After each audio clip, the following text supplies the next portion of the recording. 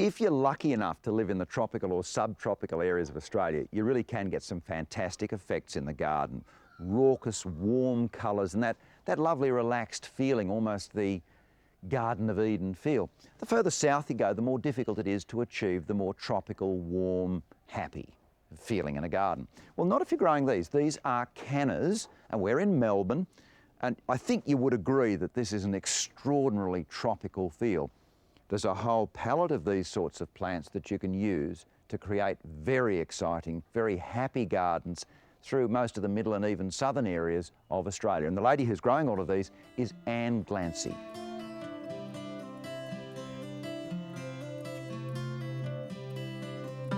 It's unusual to get a plant with such a spectacular flower and such great foliage. Well, it is, Don. It is really. And also they flower such a long time, Don. How long for you? Even down here, they'll start flowering in November and they go right through till May. So long flowering period, yes. Fabulous foliage and glorious flowers in themselves, and a very wide colour range. Yeah, oh, there is. They come in every colour except black, green and blue.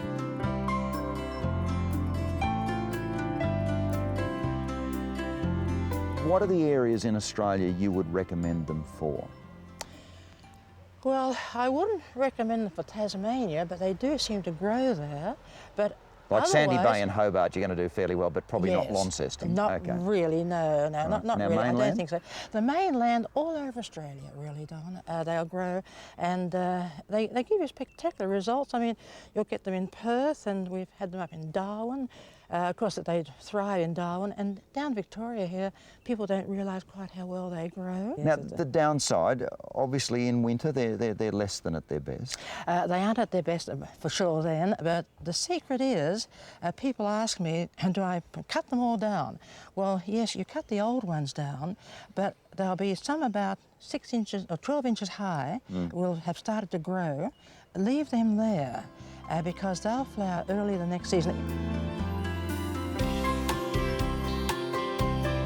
Wherever you look, the colours, they put a smile on your face. Yes, they do, really. This one's Camille Bernardin. That came into Australia, probably from France, in 1891. So what other ones are good? This one here is Ace of Spades. Great foliage. Ace of Spades, beautiful foliage. One of the great things about modern cannas is that they occur in a range of sizes. This is the pixie type, and you'll notice they're basically below my knee height. This is your dwarf. These come up to perhaps close to waist height. Then you go to the middle size range. These again to about chest height perhaps. And lastly, and these can grow far bigger than this, there's the full-sized ones, which actually the foliage can sometimes come up to as much as 1.5 metres, 2 metres. The great thing about cannas in a way is that you can get free plants. You can sort of chop them up and spread them around the garden or give them to friends or whatever. Yes, it's very easy too.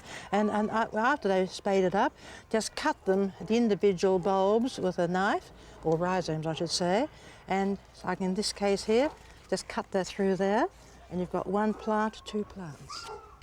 This is Anne's husband, Dan. What do you think of cannas? Well, you could not get a grander plant than a canna for to put in your garden. It's economical because 1 plant gives you 10 other plants within 2 years. Oh, come on, you cannot have a grander garden plant.